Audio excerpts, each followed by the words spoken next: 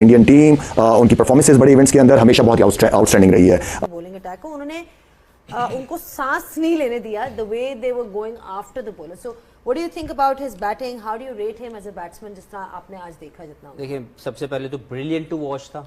जो उनकी shot range थी, कोई स्लॉग नहीं था। It was a pure technique behind playing his shots. पहला बॉल जो पिकअप शॉट उन्होंने खेला, और संजू सैमसन मुझे लगता है अपनी लाइफ की बेस्ट इनिंग खेल गए वो, कि मैंने बहुत बड़ी परफॉर्मेंस।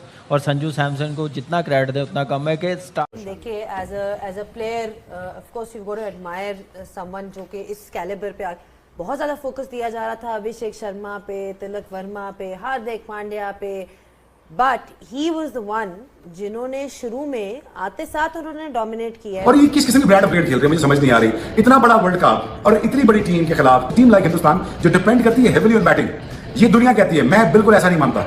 मैं ये कहता हूं भाई हिंदुस्तान की बॉलिंग हिंदुस्तान को जिताती है। ये पता नहीं लोगों से कहां से कॉन्सेप्ट आ गया कि हिंदुस्तान की बैटिंग जिताती है। पाकिस्तान के खिलाफ मैच जीता है तो बॉलिंग से जीता है। Bowling that matters. So Hindustan को एक अच्छा प्लेटफॉर्म ओपनर से चाहिए होता है। फाइनल भी खेलेंगे, ये मैंने कल आपको बोला था।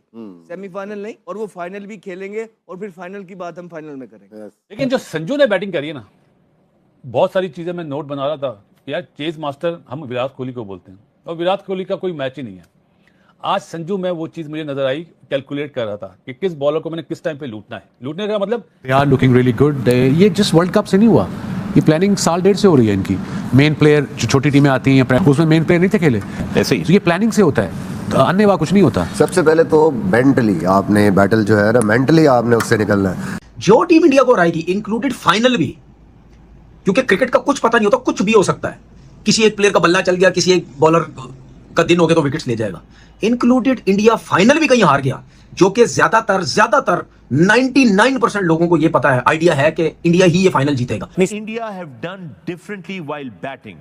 How batsmen should play on wicket like this? Sky in place of in-form Ishan Kishan and a left-handed batsman. Composure और personality बड़ी humble से है, which I think सबको बहुत पसंद आया। जिस तरह उसने बोला कि यार मैंने कभी इस लड़के को खेलते हुए नहीं देखा था, मगर कल उसने जो बैटिंग की है, क्रिकेटिंग बैटिंग की है, उसने कोई वाला T20 वाला जो शॉट्स आ गए हैं वो कोई नहीं खेला, कोई रिवर्स स्वीप ये वो कुछ नहीं, वेरी सिंपल, बहुत ही कूल खेला। और specially outside the off stump he was so good, square on the of जिसे कहते हैं ना, बैकफुट पे जाकर वो जो स्क्वायर मार रहा था, फैंटास्टिक। और उसके कोई रिएक्शन नहीं, कोई इशारे नहीं, कोई उसने बल्ले नहीं दिखाए किसी को, कुछ नहीं किया, बिल्कुल कूल एंड काम, और बस दैट्स ऑल। मतलब है कि मुझे इतना इम्प्रेस किया उस लड़के ने। अब मुझे नहीं पता वो कितना अच्छा खेलता है, मैं पहली दफा उसको खेलता हुआ देख रहा था, वेरी वेरी इंप्रेसिव। तो वेरी वेल डन। ऐसा लग रहा है मजाक चल रहा था आज, मुझे तो लग रहा है अबे इतना तेज तो स्ट्रिक्ट क्रिकेट में भी नहीं होते रन, जितनी तेज तो इन्होंने मार के पलक झपकते में सब ऐसी की तैसी मैया वीरान कर दी, उजाड़ कर दिया। बॉल इधर उधर क्या, हर बॉल इधर, कभी इधर कभी इधर। जिस तरह के फॉरेन कोचेस लेके आते हैं, पावर हिटिंग की बाकायदा इनके स्पेशलाइज्ड कोचेस हैं, वो आके इनके साथ काम करते हैं, उनको पता है मॉडर्न डे क्रिकेट की क्या रिक्वायरमेंट है। वो तो साइंटिफिकली काम कर रहे हैं, इनका सिस्टम बहुत इनको सपोर्ट करता है। जब आप खेलते हैं तो आप एक टीम अपनी स्ट्रेंथ और वीकनेसेस को देख के आप डिसीजन मेकिंग करते हैं कि यार मेरी स्ट्रेंथ है क्या, बेसिकली हम एबिलिटी क्या है, कैपेबिलिटी क्या है। इंडिया के पास ऑब्वियसली ये एबिलिटी थी कि वो 250 एक अच्छे बैटिंग ट्रैक पे इस बॉलिंग लाइनअप के अगेंस्ट कर सकते थे। So is West Indies. तो इन दोनों टॉस जीत के मेरे ख्याल में जो बाकी जो बॉलिंग ऑप्शन की आपने बात की, वो उन्होंने मेहनत इतनी की है, इवॉल्व इतने हुआ। और आई एम श्योर अगर हार्दिक पांड्या को ये लोग कहें कि आपने डेथ ओवर भी करने, मतलब नेक्स्ट ईयर या इस तरह, वो प्रैक्टिस करेगा उसकी, और वो ये नहीं कहेगा कि मैं नहीं कर सकता डेथ ओवर। सो बेसिकली बात ये कि इवॉल्व होना कितना जरूरी है। अगर हार्दिक पांड्या सिर्फ बैट्समैन होता और कम बॉलिंग करता तो शायद आप सवाल कर सकते हैं, ये पक्का ऑलराउंडर है, मतलब जिसको हम कहते हैं ना प्रॉपर ऑलराउंडर, जो बैलेंस आपको टीम के अंदर रख के देता है, वो हार्दिक पांड्या। पहले इमाद ने जो हार्दिक पांड्या की बात की, मैं उसके ऊपर थोड़ी बात जरूर करना चाहूंगा कि आप देखें कि जितने भी मीडियम पेसर्स हैं ना, आप जब तक स्विंग करना नहीं सीखेंगे, आपका इंटरनेशनल क्रिकेट या टॉप लेवल की क्रिकेट में सर्वाइवल बड़ा मुश्किल हो जाता है। क्योंकि जो जेन्युइन पेसर होता है ना, उसके पास पेस एक वेपन होती है, बट जब आप मीडियम पेसर है ना, तो आपके पास स्किल्स होनी चाहिए। तो Hardik Pandya as a prime example के the way he started, middle overs में उनको मार पड़ती थी, वो इतनी पेस नहीं थी, स्टार्टेड विद 140, बट अब वो उनकी पेस भी रिड्यूस हो गई कि 135 132 तक आ गई है। ये हर किसी के साथ होता है जब आप लगातार क्रिकेट खेलते रहते हैं। तो आप क्या करते हैं कि उसने एक स्मार्ट मूव किया कि he started learning the art of swing bowling. तो वो जो है वो उन्होंने, आप देखें कि पिछले मैच में उनसे नया बॉल नहीं करवाया, आज उन्होंने रियलाइज किया कि उसकी बेस्ट यूटिलाइजर, क्योंकि बुमराह को आप जहां पे भी बॉलिंग करवाएंगे उस पे तो कोई दो राय नहीं है, वो तो आपको करके देंगे। But since Hardik Pandya now ball well with the new ball और ओल्ड बॉल के साथ अभी उनके पास इतनी वेरिएशन नहीं है, तो मिडिल ओवर में आके वो मार खाते, तो I think it was a smart move bringing him back. बात है कि उन्होंने हर टीम को ना पढ़ा हुआ है।